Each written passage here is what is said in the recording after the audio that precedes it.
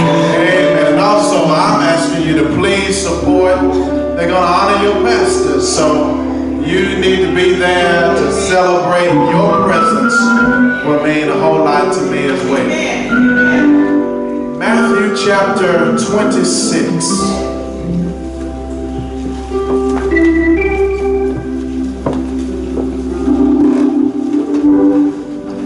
Watches a little old smell. I know he got his eyes on me.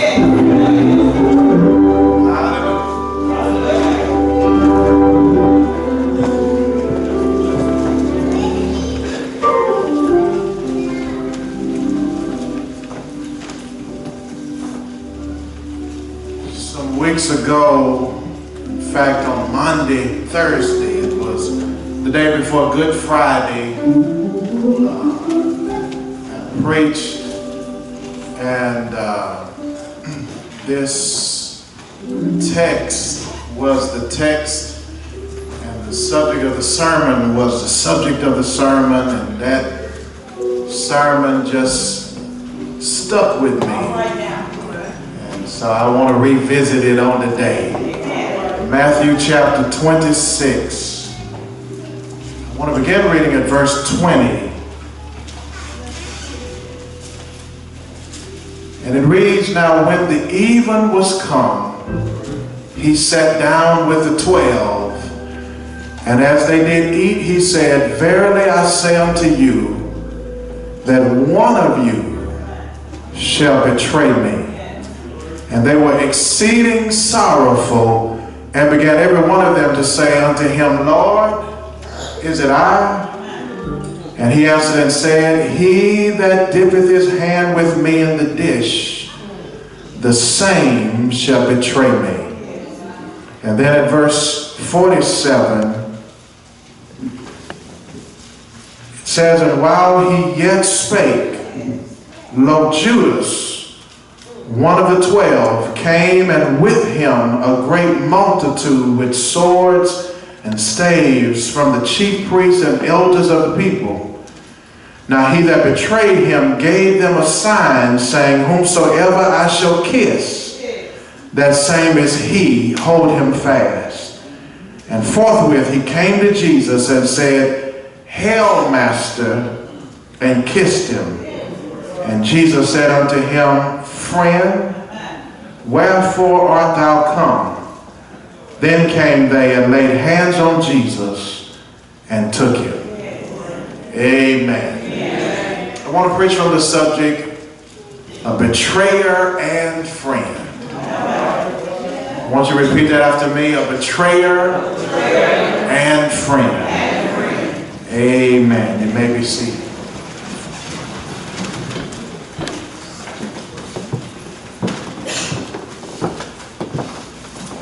Brother Perry mentioned this in the office earlier. You would think that these two would be separated. If you're my friend, you're not going to be my betrayer. And if you are my betrayer, the friendship is over. But the text today, the sermon today, wants to see how the two go together. Betrayer and friend. Friendships are volitional relationships of mutual affection between people. They're volitional. They're not compulsory. They're not obligatory. It's volitional. Sometimes when I perform wedding ceremonies, I will whisper to the couple and tell them, now ain't nobody making y'all do this. Don't act like 6 months down the road you mad at me. This is y'all's choice. Nobody has forced you to do it. And that means that people who call themselves friends enter by choice, and they're likewise free to exit. However, entering a friendship volitionally does obligate those in the friendship to loyalty. In other words, you enter by choice, you exit by choice, but as long as you're in it, you ought to be loyal to the agreement. Now, the problem with words like loyalty is that those are words that are often used not as absolutes but relatives. One person's definition of loyalty is not necessarily somebody else's definition. The attempt to be loyal can lead to abuse in relationship where there's not mutual exchange and reciprocal encounter. Some people seek to be loyal to folk who take advantage of their loyalty. And your meekness can be interpreted as a weakness. Some people are narcissists. That's literally a trait in psychology where people are self-indulgent, non-apathetic people who are never satisfied and never content. Some people are psychopaths. These are people who seem naturally wired for cruelty. They carry out destructive behavior without guilt, shame, or remorse. I was so proud last night of Deontay Wilder. To promote the fight, he'd been talking real crazy. But after knocking out Brazil in round 1, he showed his humanity. Hugged the guy.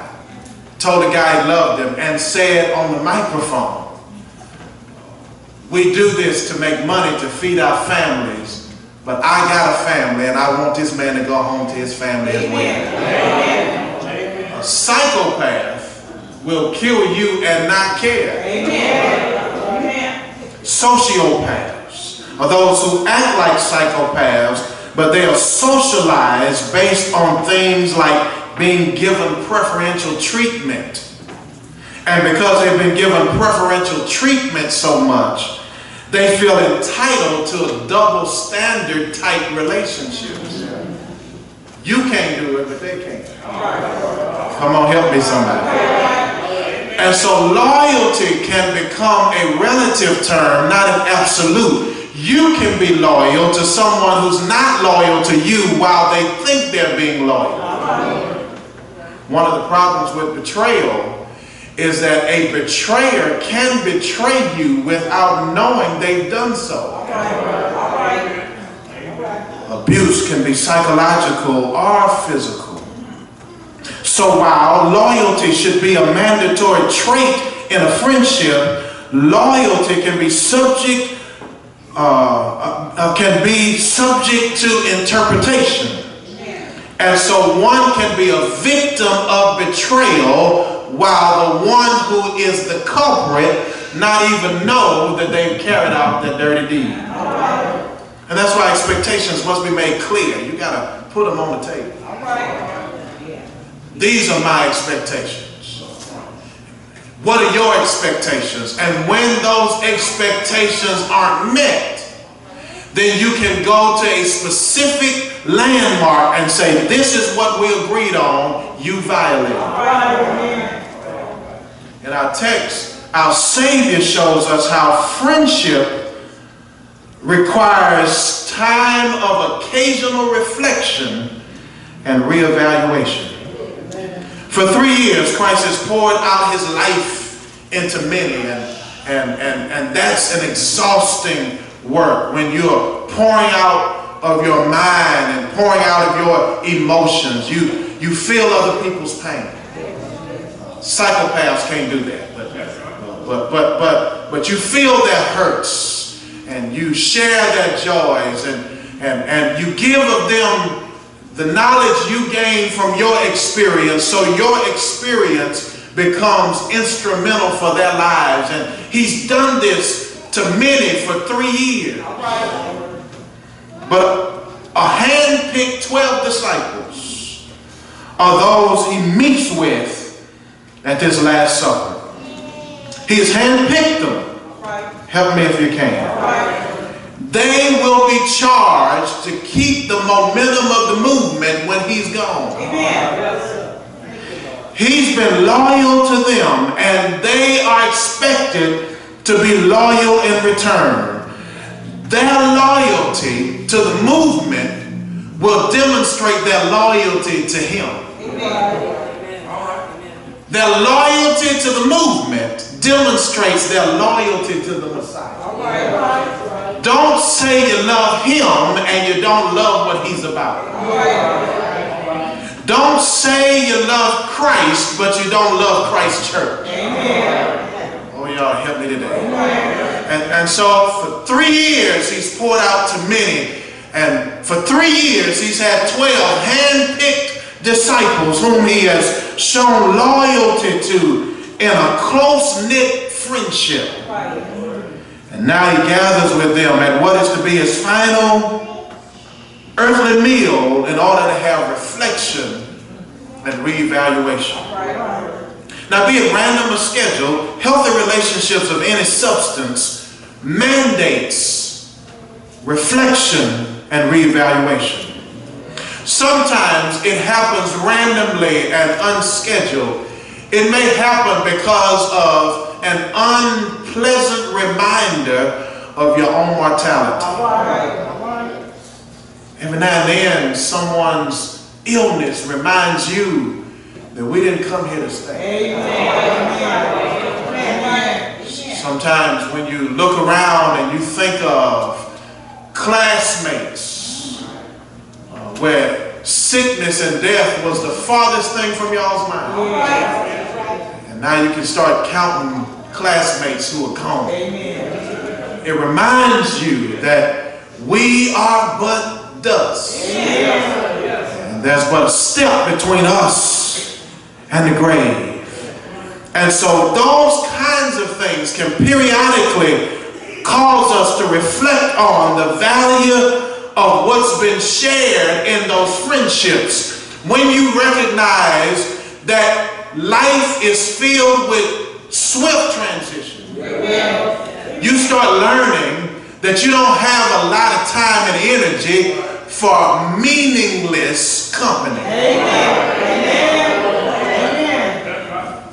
The older we get, sometimes the smaller our circle gets. Because everybody ain't welcomed in the circle. We start assessing the value of relationships and assessing the value of the people we allow close to us. Everybody can't fit in your inner circle. So relationships of meaning require reflection and reevaluation. Now, when I talk about relationships of meaning, I'm talking about interdependent relationships. See, dependent relationships is where one person lives in a posture of perpetual expectation. They're always looking for something. You see, disciples want what you've learned, but leeches want what you've earned. And when you get wise, you don't want a bunch of leeches around you. When I was in college and I brought my first car, it was a 78 Buick. And that was about 1990. It was a 78 Buick, so it wasn't new. It took a lot for me to buy that car, though. It was $500, and I had to have 3 car notes.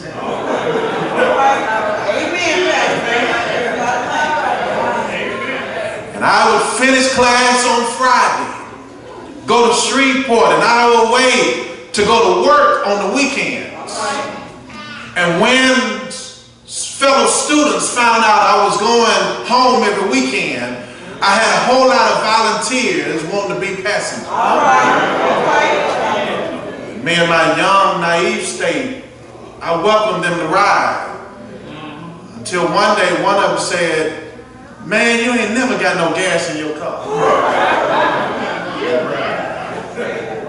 I said, "That's because you ain't been giving me no gas money. But we gonna fix that problem today." And when I started charging them to ride, all of a sudden, they found money to ride the bus. They wanted to profit at my expense, but they didn't want to invest in my future. And when you start growing wiser, you realize you don't have a lot of space for leeches. You don't have to give me necessarily how much I could charge, but you're going to contribute something. But dependent relationships are people who just expect you to give and give and give, and when you stop giving, they go. Those aren't meaningful relationships. Interdependent relationships are not dependent relationships, but they're not even independent relationships. Now don't get me wrong, independent relationships are useful. I got a lot of them. Independent relationships are surface relationships, not real deep substance. These are relationships that when you see them, you give them a greeting. "Hey, how you doing?" A surface comment, it sure is good to see you on this sunny day. How's the family? But after that, the conversation is over.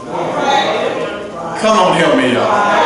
And you have many independent relationships, because when you finish giving your greeting and you give your surface comment, the body of the conversation, you're ready to give your benediction. And if they say, "Well, hold up, let me ask you something," your subconscious say, "Oh, Lord."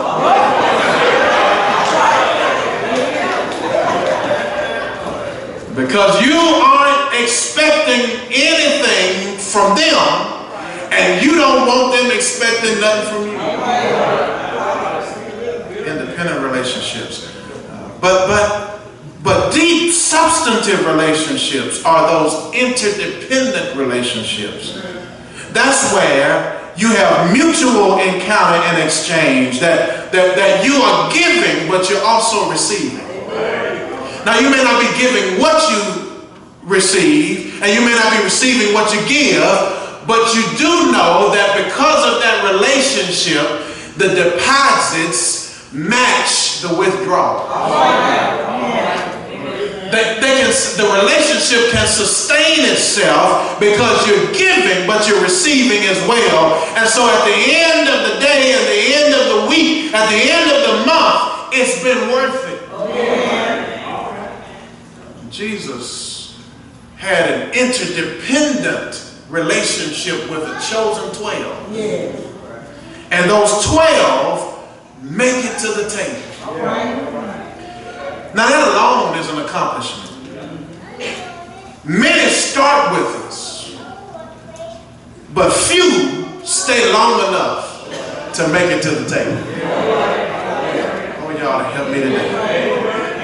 That's so many. I got a message this past week, and I hope this person doesn't see this on Facebook, because she was a college student and she wanted to inquire how things were going, and she said, "I passed by the house you used to live in, and I remember we used to sit in your yard and talk, and I had to look at about 20 pictures to remember who she was." I don't remember her. You meet so many people along the journey, but very few make it to the table. Jesus says not to the masses whom he had met. He said to the few who made it to the table, "One of you will betray me."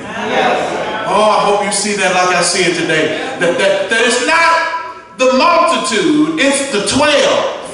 And amongst the 12 who make it to the table, he said, "One of you will betray me." I've lived long enough to start feeling that 1 out of 12 ain't too bad. Because many times, one will find 2 or 3 others to give them the courage to do it. And by the time you find out that it's one, it's really more than one, because they've already been conspiring. Jesus says, one of you will betray me. One of you is a time of reevaluation. Reevaluation makes you wonder, who could it be? Who could it be amongst us that Jesus is referring to? Let's do some reevaluation. But if you are sincere about your loyalty to him, your reevaluation will lead to reflection. Reevaluation says, you know, I've been thinking about it. Judas does have some betrayal-like tendencies. That's reflection. Maybe Peter. You know, Peter, he rambled off at the mouth and say stuff out of turn. It's probably him. And if you're not careful, you can stop at that phase. You can stop at reevaluation and then point fingers and leave church. Some people do it every sermon they hear. They try to figure out who the preacher talking about. You reflecting on who it might be. You looking across the room trying to figure out who might be the victim, the culprit, who might be the one carrying out the dirty deed. And if you stop there, you can hear sermon after sermon and never change. I want to tell you, you can't stop at reevaluation. You've got to allow reevaluation to move you to self-reflection. Each of them said, Lord, is it I? And y'all, we shouldn't be too critical of these disciples who doubt that degree of devotion. For those who deal with that doubt are likely to develop into something desirable.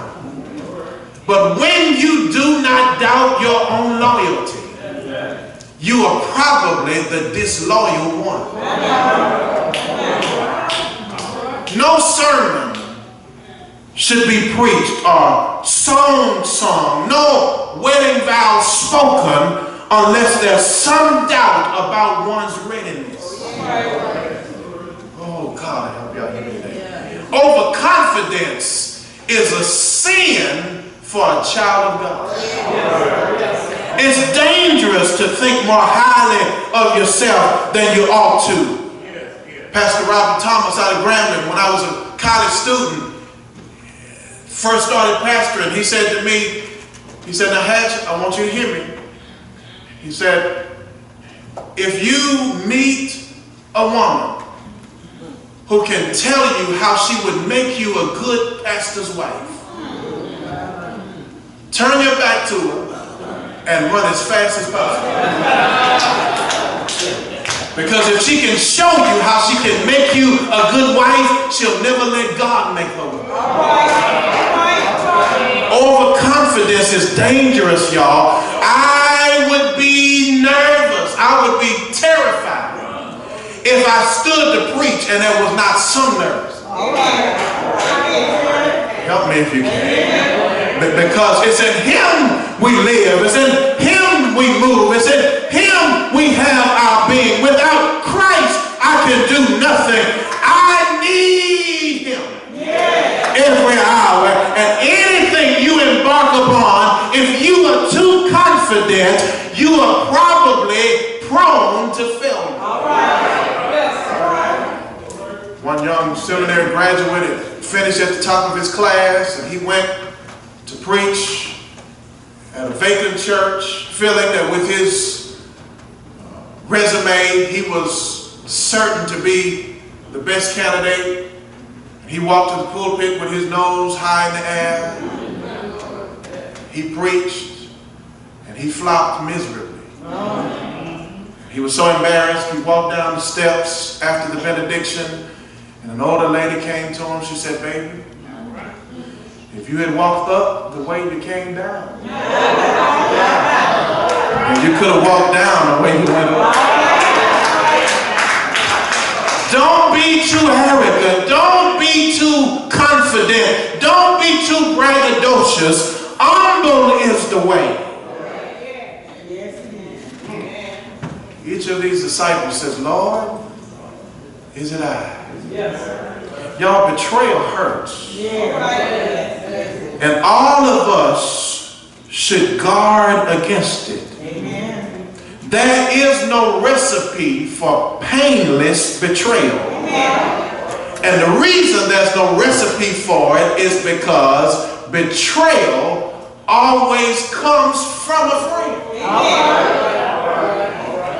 An enemy can't betray you because you don't expect nothing no different. You expect an enemy to lie.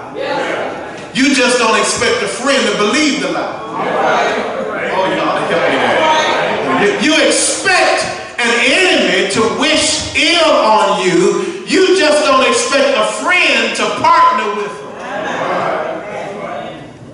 There's no recipe for a painless betrayal.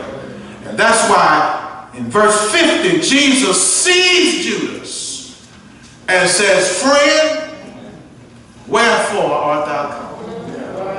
Now, y'all, that requires some spiritual strength. To know that a friend is betraying you and you still see them as a friend. That means the outcome of Judas's life is not because Jesus chose it for him. It's because Judas chose it for himself. Judas could have gotten out of this mess because Jesus still greeted him with grace. You do know friend belongs to grace. And so Jesus greeted Judas with grace, but Judas dealt with his own faults with judgment.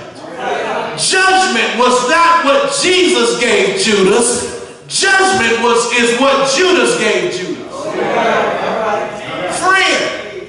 Oh, I hope you can hear the power of Jesus saying friend to Judas as he comes. Friend is a reminder to Judas that even when you're with the enemies, you are not an enemy. Friend, Judas, you are not what you're doing. Friend, Judas, your behavior doesn't make you who you have become. Friend, even when you've forgotten who you are, Judas, I haven't forgotten who you are. Friend, they know who you are, and they will remind you as soon as they are finished using you who you are. They're just using you, Judas, but they're going to send you back to me when they're through with you. Friend, you have abandoned the one who won't leave you for the ones who won't keep you. Friend, I am to you what you have refused to be to me. Friend. Friendships are critical, not just when you're up. Friendships are critical when you're down to have somebody to help you get back up. What a friend we have. All our sins and griefs to bear. What a privilege it is to carry everything to God in prayer. Thank God he's loyal even when we are not loyal. Thank God he's with us even when we abandon him. Thank God he's a friend to us even when we aren't a friend to him. Thank God for his friendship. There's not a friend like the lowly Jesus. No, not one. None else can heal our soul's diseases. No, not one. Jesus knows all about our troubles, and he will, guide us till the day is done. There's not a friend like the lowly Jesus. No, not one. Thank God Jesus is my friend. And because friend belongs to grace, amazing grace shall always be my song of praise. For it was grace that bought my liberty. I don't know why he came to love me so, but I do know he looked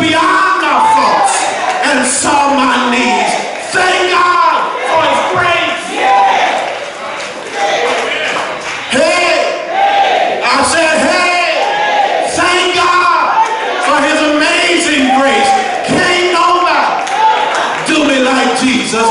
Can't nobody do me like the Lord. Jesus is all the world to me. My friend in trials sore. When I'm sad, to him I go. No other one can cheer me so. When I'm sad, he makes me glad. Hey, he's my friend. Is there anybody here that knows my Jesus? Is there anybody here that knows my Lord? Has he been your friend? Has he walked with you? Has he talked with you? Has he wiped tears from your weeping eyes? Has he wiped clouds from your rainy skies? Has he done it? And won't he do it? I said, won't he do it?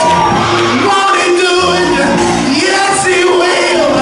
Yes, he will. I know he's all right. Yes, he is. Yes, he is. Yes, he is. Yes, he is.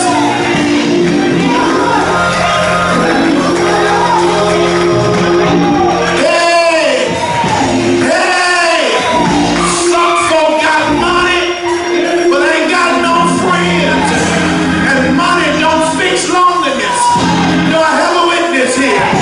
Some folk got cars, but have no healthy relationships. Cars can't fix depression, but I'm so glad I got a friend I can call on in the midnight hour. Jesus, Jesus, Jesus, Jesus, Jesus.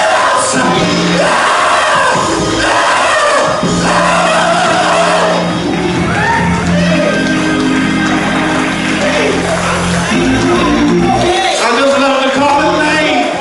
I just love to call his name. Jesus, Jesus, Jesus, Jesus. Oh, Jesus, Jesus.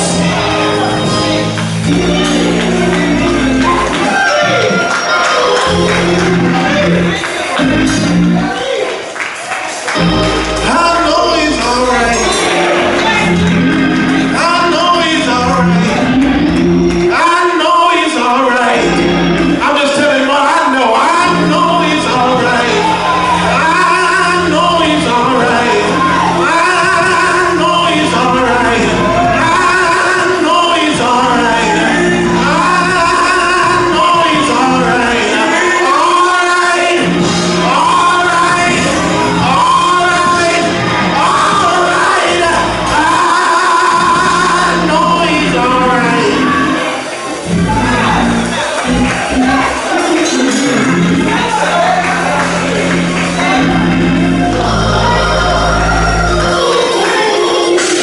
I thank you. Just thank God for Jesus. Thank God for his loyal friendship.